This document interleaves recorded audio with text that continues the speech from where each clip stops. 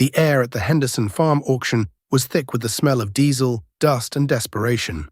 It was the spring of '76, and while the bicentennial celebrations were being planned in the cities, out here in the flatlands of central Illinois, a different kind of history was being made. A generational shift. The old ways were dying, and the new ways were being bought on credit. I stood near the back of the crowd, my hands shoved deep in the pockets of my worn denim jacket, feeling the familiar grit of last season's soil under my fingernails. I wasn't here to buy. Not really. My father, God rest his soul, had left me the 320 acres free and clear, a legacy of sweat and scrimping that I refused to squander. But he also left me with a machine shed full of ghosts, a Farmall M that had been old when I was born, a John Deere 730 diesel that popped and chugged like it had a lung disease, and my pride and joy, a 1968 John Deere 4020 with the side console. That 4020 was the last tractor my dad bought, and he paid cash for it. It was a good, honest machine, strong, reliable. But I was working it to the bone, and I knew it. I was here today hoping to snag a used field cultivator, maybe some spare parts for the 4020's hydraulic pump, anything I could pay for out of the Folgers can of cash I kept buried in the workshop. The auctioneer's rhythmic chant was hypnotic, a cattle call of numbers and descriptions that could lull a man into making a mistake. Up on the block was a 5-bottom Oliver plough, its green paint faded, but its moldboards still showing a decent shine. The bidding was sluggish. Then a voice, loud and full of the easy confidence that only comes from using someone else's money, cut through the murmurs. $500. Every head turned. It was Frank Miller. Of course it was. Frank had the farm just north of mine. His father had been a cautious man, much like my own, but Frank was cut from a different cloth. He saw farming not as a way of life, but as a business to be leveraged. He'd just bought a brand new International Harvester 1066, the one with the Deluxe cab and the air conditioning. It sat in his yard like a big red monument to the First National Bank of Mason County. He'd bought it on a 5-year note, something he was proud of, something he'd tell anyone at the co-op who would listen. He stood there now, arms crossed over his chest, a smirk playing on his lips. He didn't even need that plough. I knew for a fact he had a newer, bigger one. He was just showing off, flexing the bank's muscle. An old-timer next to me, a man named Gus who'd known my father for 50 years, spat a stream of tobacco juice onto the dusty ground. More dollars than cents, that one, he grumbled under his breath. The bidding for the plough died right there. Nobody wanted to bid against Frank's arrogance. He won it for $500 flat, and his smirk widened. The auction moved on, a set of duels, a grain auger, a rusty fuel tank on a stand. I stayed quiet, watching, waiting for the miscellaneous parts wagon. That's when Frank saw me. He sauntered over, his new boots kicking up little puffs of dust. He was taller than me, broader in the shoulders, with a face that was getting soft around the jawline from too many steak dinners at the town cafe and not enough time turning a wrench. Well, well, Eli Stokes. Figured I'd see you here, picking through the scraps, he said, his voice loud enough for a dozen other farmers to hear. Looking for a spare cotter pin for that museum piece of yours? He was talking about my 4020. I felt a hot flush creep up my neck, but I kept my face impassive. She runs good, Frank, and she's paid for. Frank laughed, a loud booming sound that grated on my nerves. Paid for? Eli, you can't make money with paid-for junk. The game's changed. It's about expansion, efficiency. You got to spend money to make money. That little deer of yours can't pull the equipment you need to compete. It gets the crop in, I said, my voice low and tight. Barely, he scoffed. I'll have my corn planted in 3 days with that 1066 and my new 6-row planter. How long's it going to take you with that 4-row clunker you pull? A week? 10 days? By the time you're done, my corn will be a foot high. He leaned in closer, dropping his voice to a conspiratorial whisper. The bank manager, old Mr. Henderson, he's practically giving money away. 8% interest. You could get yourself a new tractor tomorrow, Eli, a real one. Stop playing in the dirt like your old man did. Mentioning my father was crossing a line. I looked him square in the eye. My old man died with black on the ledger, Frank. He didn't owe a dime to anyone. That's a legacy I intend to honor." Frank just shook his head, a look of pity on his face that was more insulting than his laughter. "Honor don't pay the bills. Progress will plow you under, friend. Mark my words." He clapped me on the shoulder, a gesture that was supposed to seem friendly but felt like a dismissal, and walked away to pay for his plow. The men who had overheard our conversation shuffled their feet and looked away. In their eyes, I could see it. They agreed with Frank. I was a relic, a stubborn fool clinging to the past while the future was being financed at 8%. I was the guy who brought a knife to a gunfight. The parts wagon was last. It was a heap of rusted metal, a mechanical boneyard of broken dreams and failed harvests. I climbed onto the greasy wooden flatbed and started digging, my hands searching for anything useful. A hydraulic cylinder that might be rebuilt, a set of wheel weights, a PTO shaft that wasn't bent, and as I stood there, surrounded by the ghosts of other men's farms, Frank's words echoed in my head. "Progress will plow you under." Now, before we get too deep into this story, I want to ask you all something. Have you ever had to choose between taking on a big debt for something new and shiny, or making do with what you already owned, paid, and clear? Maybe it was a car, a house, or a piece of equipment for your own business. It's a crossroads a lot of us face. Let me know down in the comments what you did and how it turned out for you. I read every single one. That fall, Frank's words proved prophetic. Not because he was smart, but because he was right about the simple physics of it. My 320 acres included a tough back 80, a section of heavy clay that turned to concrete in the dry autumn air. My 4020, as much as I loved her, struggled mightily with the four-bottom plow I had. I'd have the throttle wide open, the diesel engine screaming its guts out, black smoke pouring from the stack, and my ground speed would drop to a crawl. The rear tires would slip and dig, burning expensive rubber for nothing. I spent more time spinning than I did plowing.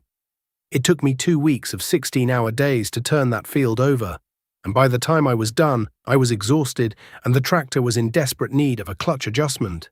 Frank, meanwhile, had chiseled his entire 1,000 acres in less than a week, with his 1066 and a big V-ripper. He'd drive by my field in his new Ford pickup, slow down, and just watch me for a minute, shaking his head before driving off. The message was clear. I was falling behind. The winter of '76 was a long, cold one. It gave me too much time to think, sitting by the wood stove in the old farmhouse, listening to the wind howl outside. I knew I needed more power, more traction, a bigger tractor. The obvious answer was a four-wheel drive. The new ones, the Steigers and Versatiles, were beasts. They could pull massive implements, work in conditions that would stop a two-wheel drive tractor dead in its tracks. They were also fantastically expensive. A new Steiger Bearcat would cost more than my entire farm was worth, according to the tax assessment. I went to the bank once, just to see. Mr. Henderson, a man with a face full of wrinkles and a tie that was always slightly crooked, sat me down in his office.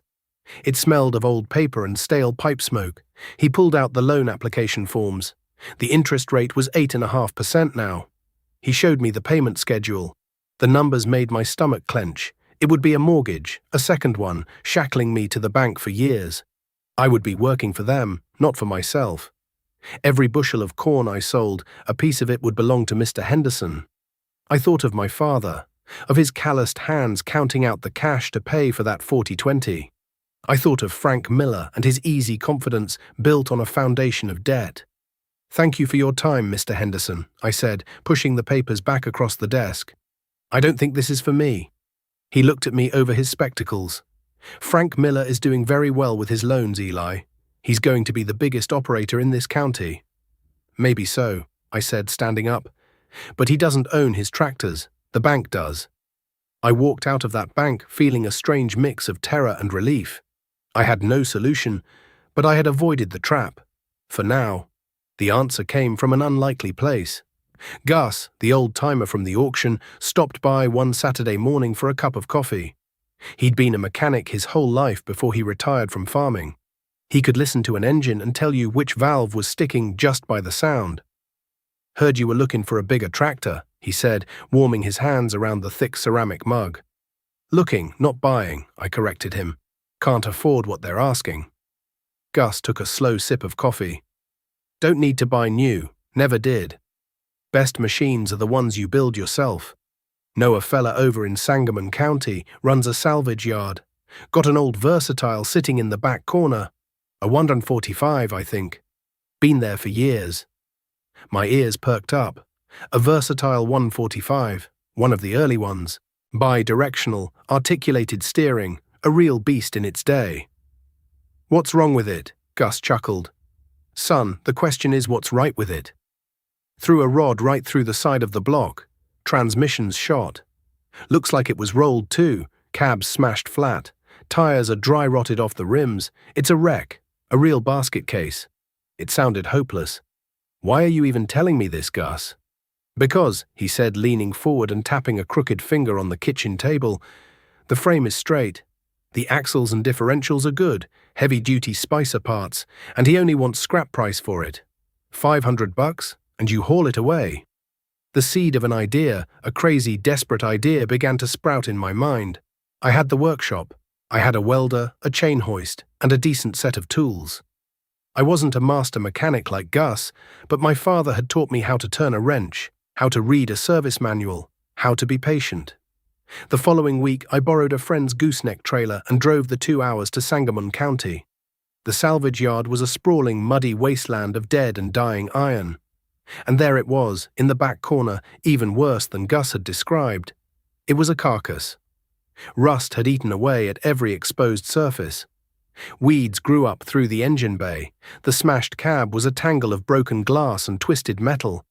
It looked like it had lost a fight with a mountain. But Gus was right.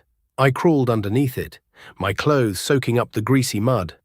The frame, 2 massive channels of steel, was perfectly straight.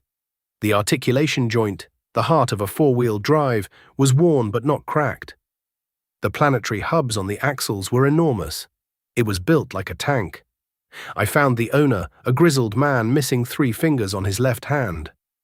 $500, and it's your problem, he grunted. I paid him in cash from the Folgers can. Getting it home was an ordeal. We used a massive old front-end loader to drag and push it onto the trailer. It groaned and scraped in protest. Driving home, I could feel the immense dead weight behind my truck, a constant reminder of the monumental task I had just taken on. That winter, my workshop became my entire world.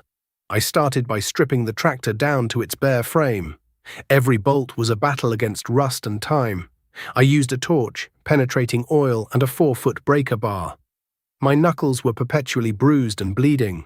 The air in the shop was a constant haze of smoke from the cutting torch and the acrid smell of grinding metal. Frank Miller and his friends would drive by slow on the county road. I could see them pointing, laughing. The word got around town fast. Eli's Folly, they called it at the diner. That crazy Stokes boy is trying to build a tractor out of a pile of rust. They saw it as proof that I had finally lost my mind, that my refusal to go into debt was a sign of some deeper madness.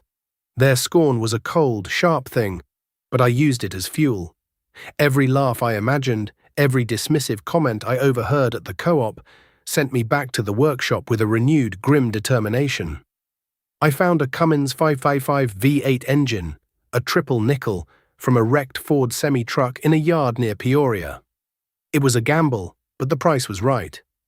I spent a month rebuilding it, replacing the bearings, honing the cylinders, grinding the valves.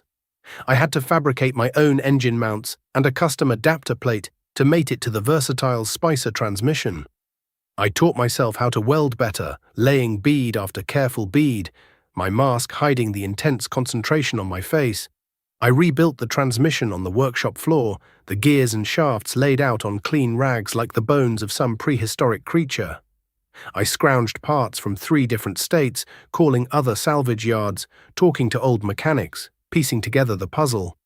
There were nights I'd sit on an overturned bucket, staring at the mechanical mess, overwhelmed by the sheer scale of it all, convinced I had made a terrible mistake. The money from the Folgers can was gone. I was running a tab at the parts store.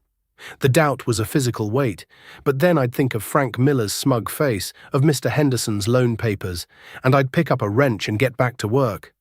I was building more than a tractor. I was building my independence, one rusty bolt at a time.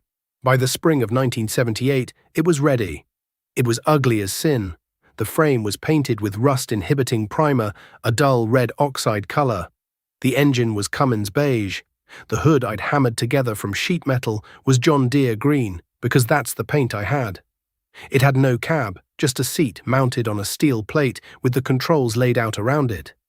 But when I turned the key for the first time, and that big Cummins V8 sputtered, coughed, and then roared to life with a thunderous bellow that shook the windows of the workshop, I felt a surge of triumph that was better than any new tractor smell. I called it the Grizzly. The late 1970s were a golden age for farmers, or so it seemed. The Russians were buying American grain by the shipload. Prices for corn and soybeans hit record highs. The government was telling us to plant fence row to fence row, and land prices went through the roof. It felt like the good times would roll on forever. For men like Frank Miller, it was a license to print money. Frank was the king of the county. He used his rapidly appreciating land as collateral to borrow more and more. He bought the 640-acre Henderson farm when Old Man Henderson finally retired. He traded in his 1066 for a brand new top-of-the-line International 4386, a massive four-wheel drive with jewels all around, a quiet, comfortable cab, and a price tag that made me dizzy. He built a new grain leg and a row of giant silver bins that dominated the skyline. He was farming nearly 2,000 acres now. He drove a new Lincoln Continental into town, and when he walked into the bank, Mr. Henderson came out of his office to shake his hand personally. Frank was the model of success, the embodiment of the new American farmer, and I, with my patchwork tractor and my 320 acres, was seen as the opposite, a failure. A man with no vision, no ambition. The Grizzly, however, was no failure. That first fall, I hitched it to a 7-shank V-ripper I'd bought for cash at an auction. In that hard clay on the back 80, where my 4020 had struggled and spun, the Grizzly didn't even flinch. I put it in gear, throttled up the Cummins, and it dug in and pulled. The roar of that V8 engine was a sound of pure raw power. The ground shook. It was pulling with an authority I had never experienced before. I ripped that entire 80-acre field in a day and a half, something that would have taken the 4020 over a week. I was doing it faster, deeper, and using less fuel per acre. The profits from those boom years were substantial. Corn hit $3 a bushel. I had good yields. The money piled up. But while Frank was buying more land and more iron, I was doing something different. I paid off my operating loan at the bank within weeks of harvest. I bought all my seed, fertilizer, and chemicals for the next year and paid for them in cash, getting a healthy discount. The rest of it, the bulk of the profit, I didn't touch. I put it into US savings bonds and a simple passbook savings account at the bank. I was living just like I always had, driving the same old pickup truck, wearing the same worn-out clothes. Frank couldn't understand it. He stopped by one day, leaning against the fender of his shiny new pickup while I was greasing the articulation joint on the Grizzly. "Stokes, I swear I don't get you," he said, shaking his head. "You're sitting on a pile of cash. Land next to you is coming up for sale. You could leverage what you've got, buy another 500 acres. I'd even co-sign the note for you, help you get started." "I'm doing all right with what I've got, Frank," I said, wiping grease from my hands with a rag. "All right?" he scoffed. "You're a small-timer. You could be a king. Instead, you're playing with this thing." He waved a dismissive hand at the Grizzly. "You know, I could rent this whole place from you. You wouldn't have to lift a finger. You could make more money sitting on your porch collecting my check than you do busting your knuckles out here." "It's not about the money, Frank. It's about owning it. All of it." He just laughed and drove away. To him and to everyone else, I was a fool. A man so afraid of risk that he was letting the opportunity of a lifetime pass him by. They saw my discipline as fear. They saw my paid-off machinery as a sign of poverty, not prudence. The decade was drawing to a close. 1979 bled into 1980. The grain prices were still high, the mood was still optimistic, but there were whispers on the edges of things. Late one night in the workshop, I was listening to the radio while I changed the oil in the 4020. A newsman with a somber voice started talking about the new chairman of the Federal Reserve, a man named Paul Volcker. He was using phrases I didn't fully understand. like tightening the money supply and combating runaway inflation. He said the Fed was going to raise interest rates, sharply. A few days later, I was at the hardware store picking up some bolts when I overheard two old men talking by the counter. "Heard the prime rate hit 12%, one of them said. 12%? The other one whistled. That's loan shark money. The next week, a letter arrived. It was from the bank. It was a form letter, cold and impersonal. It was a notification that all agricultural operating loans would now be subject to a variable interest rate tied to the prime. When I had taken out my small operating loan last spring, the rate had been 9%. I had already paid it off, but I knew what this meant for men like Frank. A cold knot began to tighten in the pit of my stomach. The sky was still blue, the sun was still shining, but I could smell rain on the wind. It was the smell of a storm, a terrible storm gathering just over the horizon. The storm broke in January of 1980. It wasn't a blizzard of snow, but a blizzard of paper and politics from Washington. President Carter announced a grain embargo against the Soviet Union. Just like that, our biggest customer was gone. The bottom fell out of the market. The price of corn, which had been flirting with $3.50 a bushel, plummeted to just over $2. It was a body blow to the entire Farm Belt. At the co-op, the mood turned sour. The easy confidence of the 70s evaporated, replaced by a low, anxious murmur. Men who had been planning to buy new combines were now desperately trying to figure out how to make their loan payments. The talk wasn't about expansion anymore. It was about survival. Frank Miller took it the hardest. His entire empire was built on the assumption of high prices and easy credit. I saw him at the parts counter one morning in early spring, his face pale and drawn. He was arguing with the manager over the price of a hydraulic filter for his big 4386. The bravado was gone, replaced by a raw, angry desperation. The real trouble for him started in the middle of planting season. It was a wet May, and the ground was greasy, ideal conditions for a big four-wheel drive to show its worth. I was out with the Grizzly, pulling a 24-foot field cultivator, the Cummins V8 rumbling contentedly, turning the black soil over in a wide, clean pass. I looked across the fence line to Frank's field and saw his massive International sitting dead still, listing slightly to one side. I finished my pass and drove over. Frank was standing beside the tractor, staring at the right front wheel, his hands on his hips. He didn't even look up as I approached. "Trouble?" I asked, idling the Grizzly down. "Planetary's shot," he said, his voice flat and dead. Heard a bang like a cannon shot, and that was it.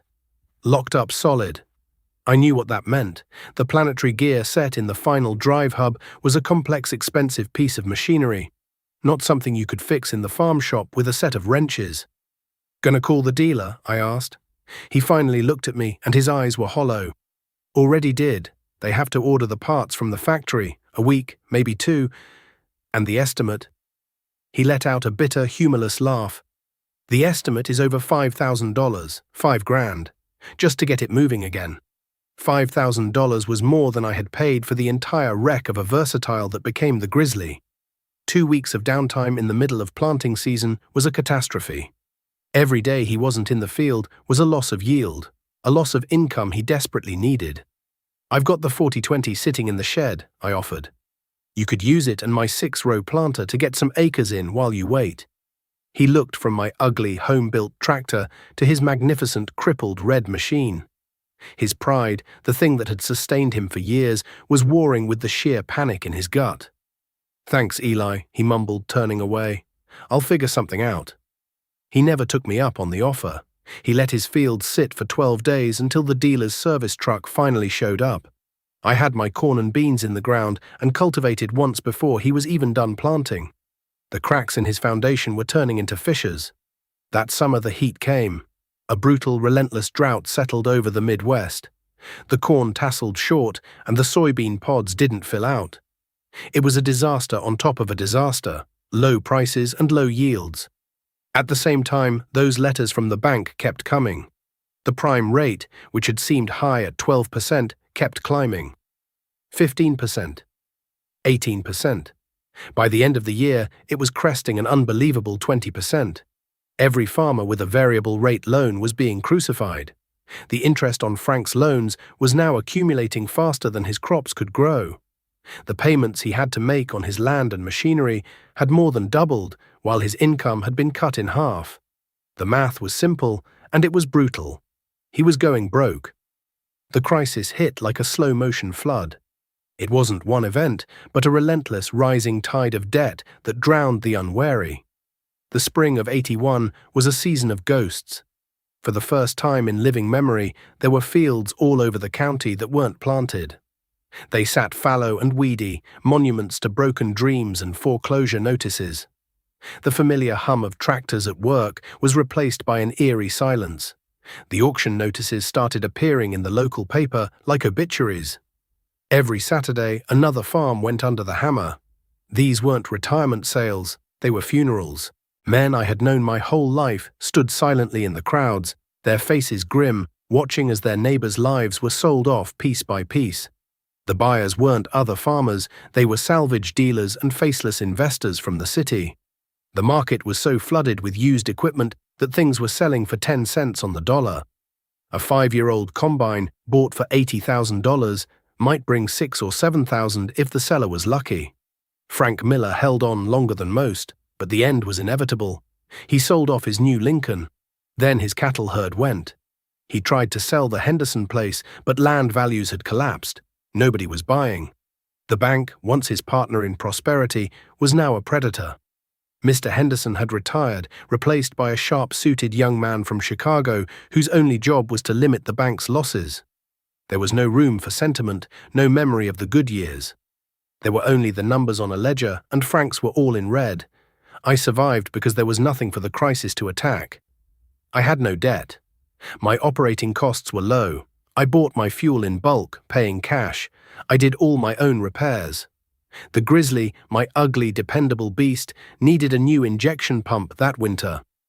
I found a used one at a truck salvage yard for $200 and put it in myself one cold Saturday. My 4020 needed its hydraulic pump rebuilt. I ordered the kit and did it on my workbench. My property taxes and a modest living for myself were my only real expenses. The low crop prices hurt, but they didn't kill me. I was like a ship with a shallow draft, riding out a storm that was sinking the heavy, overloaded freighters all around me. The day Frank's auction notice appeared in the paper, a hush fell over the community. It was the fall of the king. The sale was to be held on a cold, blustery Saturday in November. The sky was the color of lead, and a bitter wind whipped across the yard, rattling the bare branches of the oak trees. The scene was a grim echo of that Henderson auction years ago. But the mood was entirely different. There was no optimism, no sense of opportunity. There was only sorrow. Frank's shiny machines were lined up in a neat funereal row, the giant 4386, the big Kinsey planter, the Gleaner combine. They looked like polished tombstones. Frank was there, standing near the porch of the farmhouse his grandfather had built. He looked 10 years older. His face was gaunt, his shoulders slumped in defeat. His wife stood beside him, her arms wrapped around herself as if to ward off more than just the cold. They weren't looking at the crowd, they were staring at the ground as if they could will it to swallow them up. The man from the bank was in charge, a clipboard in his hand, his city shoes unsuited for the muddy yard. He conferred with the auctioneer, his expression impatient and detached. This was just business to him. To everyone else, it was a tragedy. I hadn't come to gloat. I hadn't come to buy cheap equipment. I had come for one thing only. When the auctioneer, his voice lacking its usual boisterous energy, announced they would be selling the land first, a murmur went through the crowd. They were selling it in parcels, the Henderson place first, then the rented ground, and last, the original 160-acre home quarter, the piece of land Frank's great-grandfather had broken with a team of mules. The bidding on the other parcels was sluggish. An insurance company from Des Moines bought most of it, paying a fraction of what it had been worth just 3 years earlier. Then came the home quarter. It included the house, the barns, the machine shed, the heart of the Miller family for a century. "All right, folks, what am I bid for this fine quarter section of land?" the auctioneer called out. Silence. No one wanted to be the one to take a man's home. It felt like a violation. The banker stepped forward, his voice sharp. We have an opening bid of $60,000 from the bank to protect our interest." The auctioneer looked out at the crowd. "I have 60,000. Do I hear 65? 65,000? More silence. Frank closed his eyes. His wife began to cry softly. I took a deep breath. The air felt cold and heavy in my lungs. I thought of my father, of his belief in living free and clear. I thought of the cash I had saved, the profits from the good years sitting safely in US savings bonds.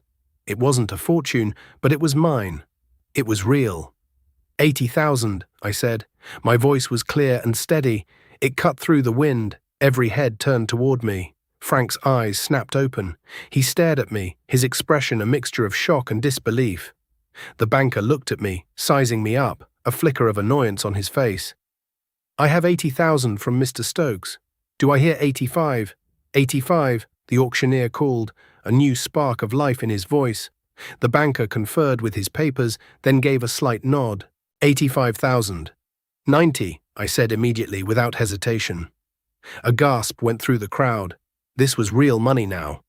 95, the banker countered, his voice tight. 100,000, I said. I was looking directly at Frank now. I wanted him to see this wasn't an act of aggression. It was something else. The banker was on the phone, talking to someone in an office far away. He hung up and shook his head at the auctioneer. $100,000. Do I hear 105? Sold. For $100,000 to Eli Stokes. The gavel fell with a crack that sounded as final as a rifle shot. A quiet buzz went through the crowd. I walked over to the makeshift clerk's table and began to sign the papers. I could feel the eyes of the community on me. The men who had called me a fool, who had laughed at my rusty tractor, were watching me with a new expression. It wasn't envy. It was a dawning, reluctant respect. After the paperwork was done, I walked over to Frank. He stood frozen, unable to process what had just happened. Eli, I don't understand, he stammered. It's good land, Frank, I said quietly. It should stay with a farmer, not a corporation. I pulled a second piece of paper from my coat pocket. It was a simple, one-page lease agreement I'd had the lawyer in town draw up the day before. I'm going to need someone to look after the place for me, I said, holding it out to him. The house, the buildings. Keep an eye on things. The rent is $1 a year, for as long as you and your family want to stay. He stared at the paper, then at my face. His eyes filled with tears, and the hard mask of pride he had worn for so long finally crumbled. He didn't say anything. He couldn't. He just took the paper from my hand, his own hand trembling, and nodded. It was the nod of a man who had lost everything but had just been given back the one thing that mattered most.